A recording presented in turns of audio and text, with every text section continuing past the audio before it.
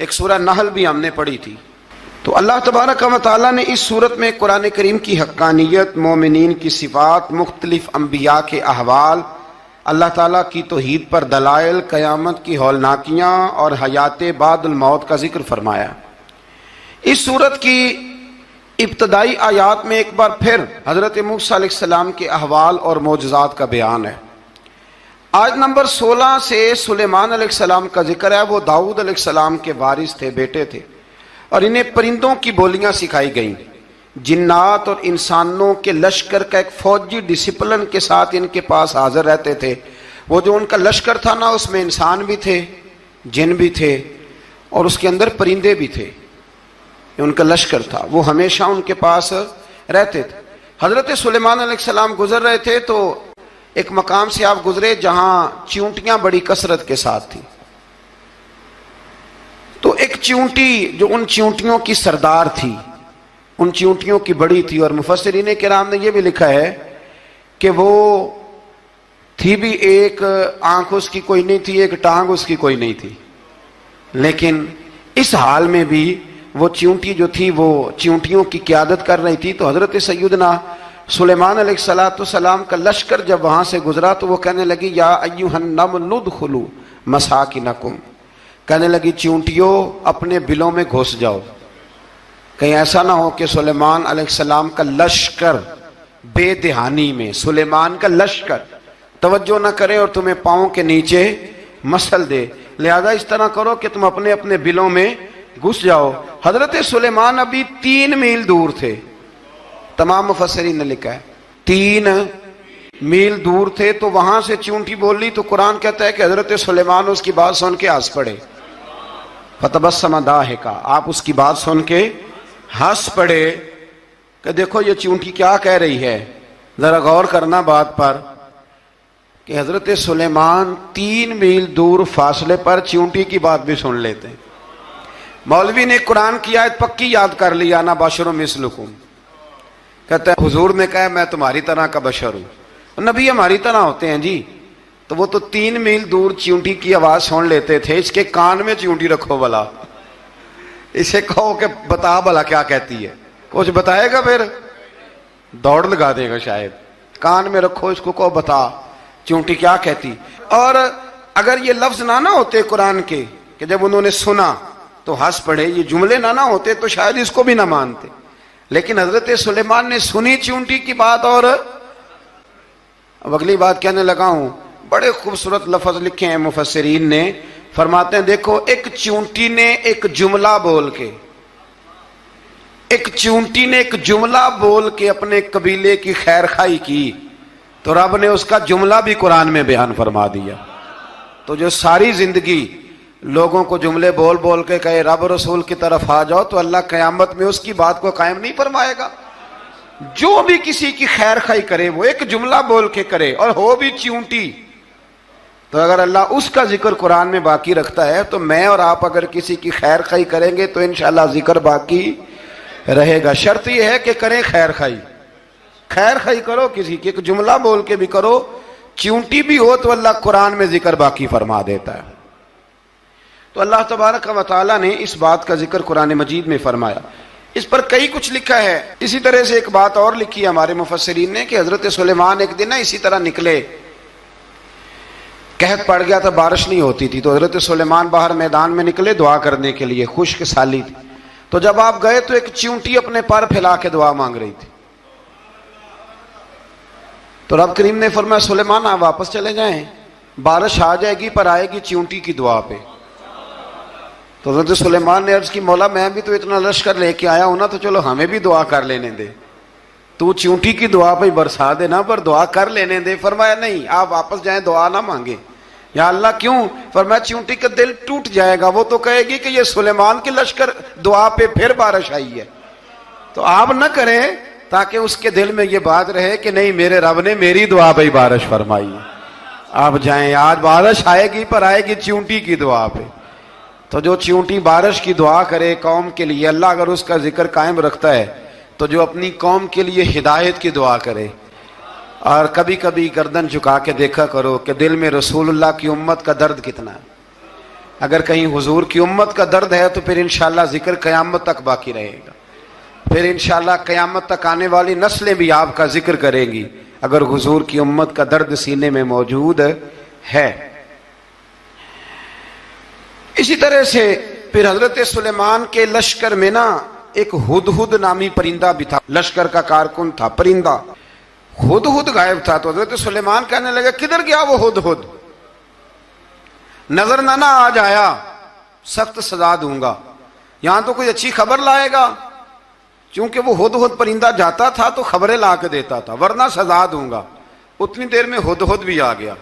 تو یہ پرندے جو کارکن ہوتے ہیں بڑے سیانے ہوتے ہیں، کبھی بندہ ناراض ہو تو صحیح خبریں لے آتے ہیں، تو صحیح خبر لے کے آ گیا۔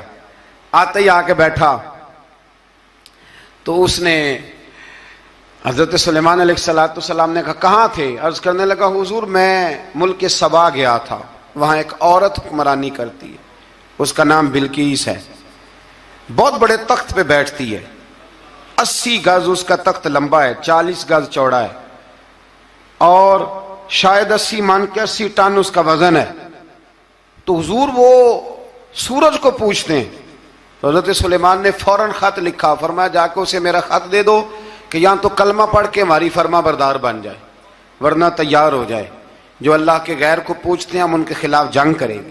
وہ جب لے کے گئے نا خط، یہ حدود گیا تو وہ میٹنگ کر رہی تھی، اس کے وزیر مشیر سارے بیٹھے تھے، اس نے جا کے خط پھینک دیا ملکہ بلقیس کی جھولی میں۔ اس نے خط پڑھا تو ڈر گئی، وزیروں کو بلایا۔ حضرت سلیمان، قرآن کہتا ہے حضرت سلیمان نے کہا تھا خط پھینک کے نا تو سائڈ پہ ہو کے سننا وہ کیا کہتا ہے۔ بندوں کے لیے منع ہے، پرندوں کے لیے جائز ہے۔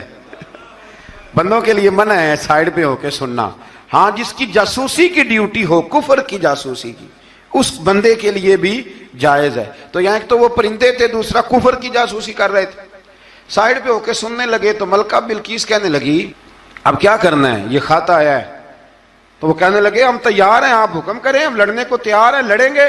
وہ کہنے لگی نہیں تیزی نہ دکھاؤ، قرآن مجید کہتا ہے کہ وہ کہنے لگی جب لڑائیاں ہوتی ہیں تو شہر تباہ ہوتے ہیں، ملک کھنڈر بن جاتے ہیں، لڑائی مسئلے کا حل نہیں ہے۔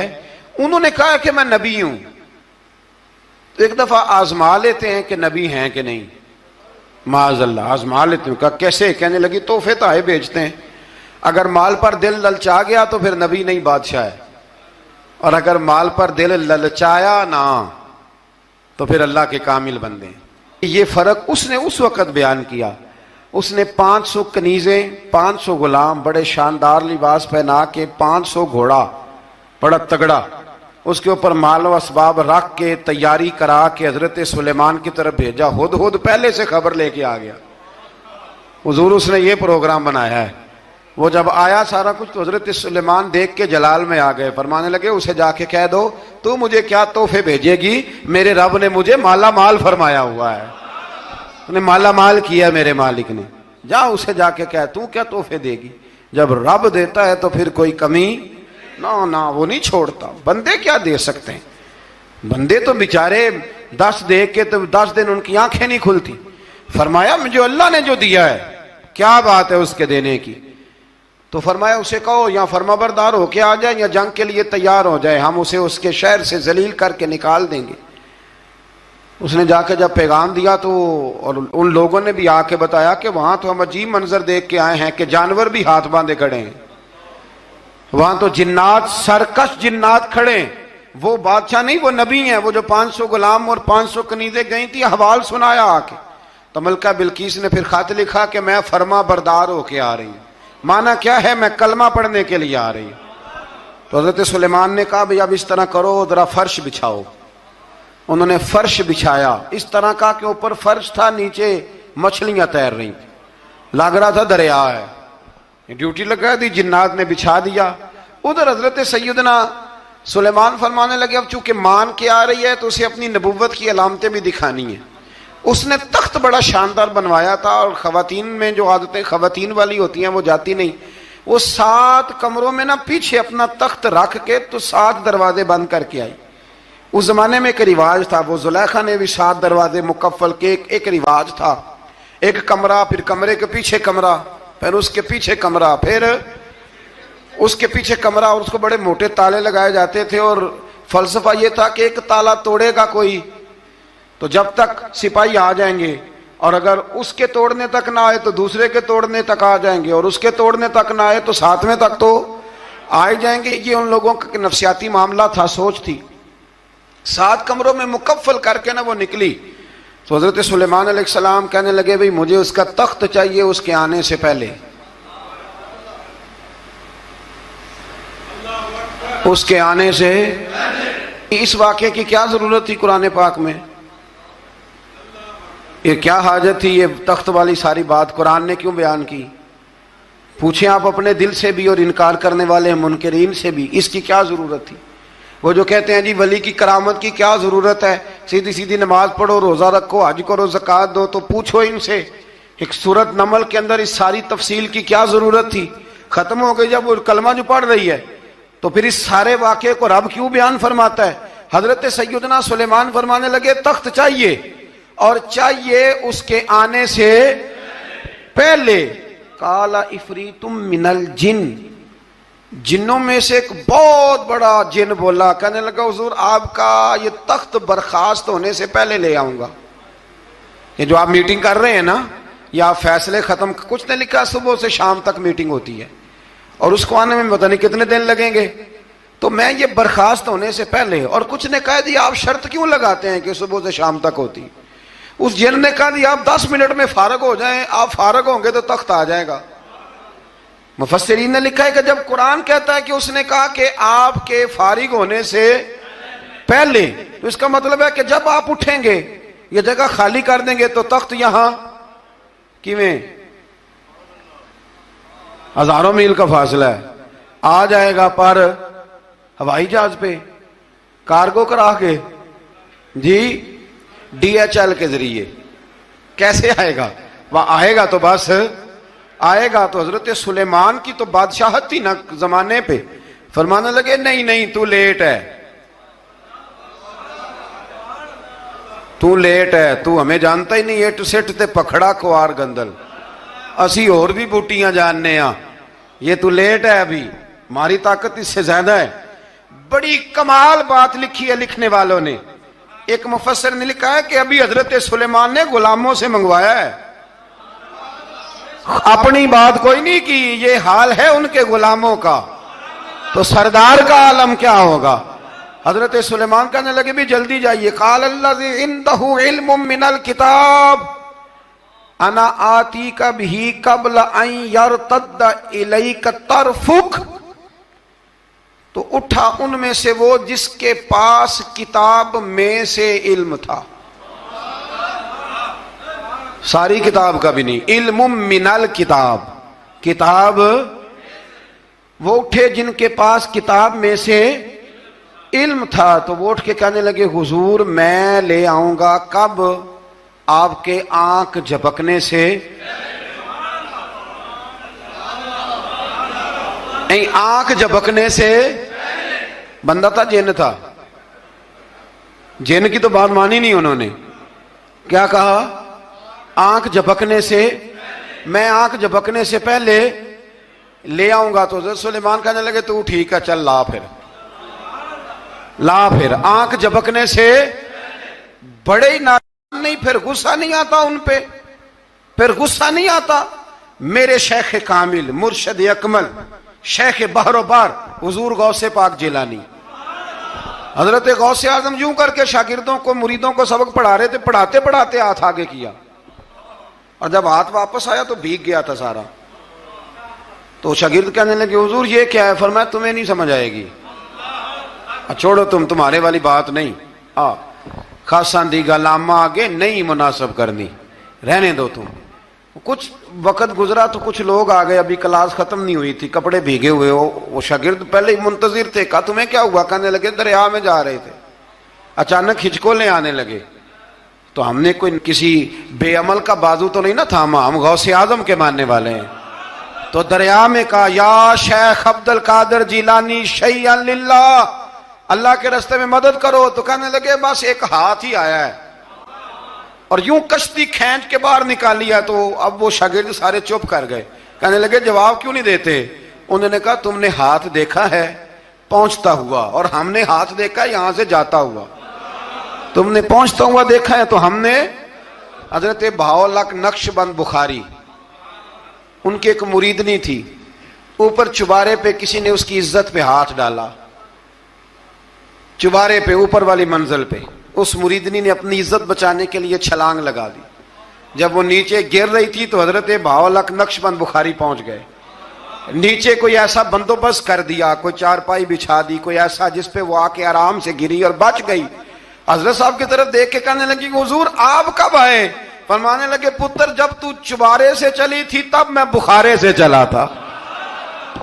جب تو چبارے سے چلی تھی نا تب میں بخارے سے چلا تھا, اور تیرے نیچے آنے تک میں بھی پہنچ گیا ہوں.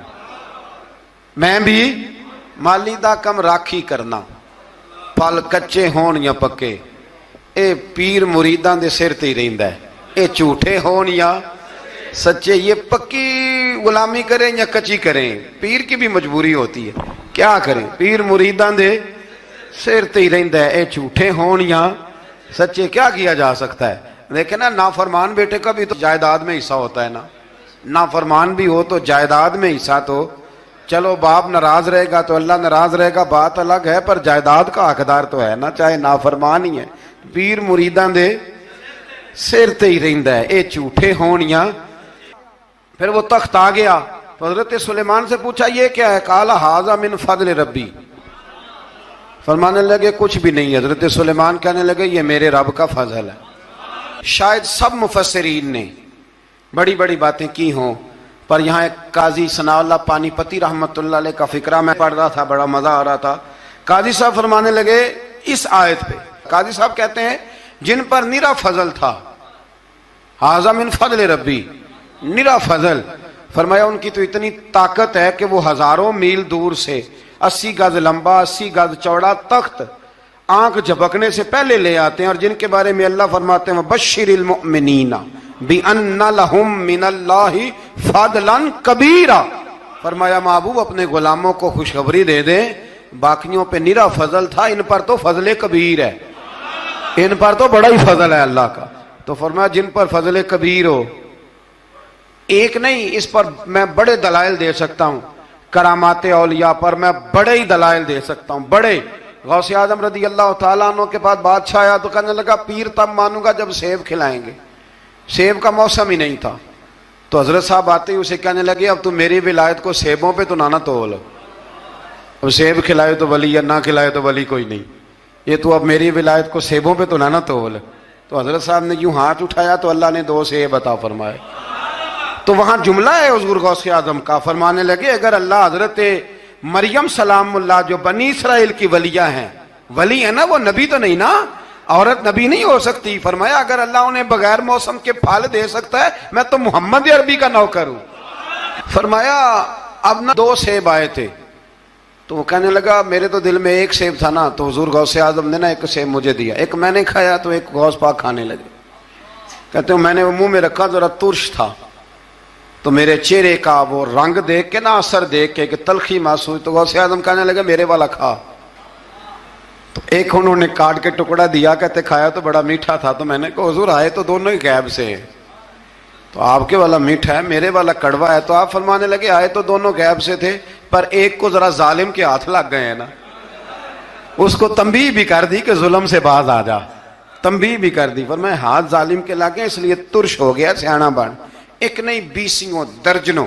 لیکن پتہ نہیں کیوں لوگ اڑ گئے, پتہ نہیں کیوں کڑ کے آ گئے کرامت اولیاء کے معاملے میں. بالکل, اور پھر کسی حدیث میں یہ نہیں آیا کہ اس زمانے میں ولی ہوں گے تو اس زمانے میں ولی نہیں ہوں گے. حضور نے فرمایا میری امت کبھی گمراہی پر جمع نہیں ہوگی. اقبال کہتے ہیں اولیاء کیا ہوتے ہیں, اولیاء کیا ہیں, جواسیس القلوب. اقبال کہتا ہے ولی کا بہت بڑا ولی تم نے دیکھنا ہو تو اسے دیکھو جو تیرے دل کا جاسوس ہے.